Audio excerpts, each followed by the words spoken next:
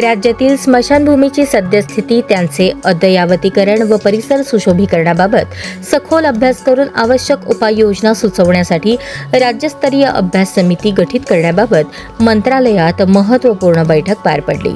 या बैठकीत हिंदू समाजातील दफनभूमी व दहनभूमी या विषयावर अभ्यास करण्याचा निर्णय घेण्यात आला।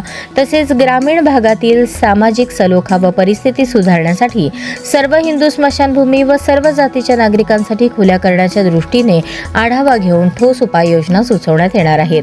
अभ्यास समिती राज्यातील विविध जिल्ह्यांचा दौरा करून प्रत्यक्ष पाहणी करणार असून त्या आधारे निष्कर्ष काढून अहवाल सादर केला जाणार आहे।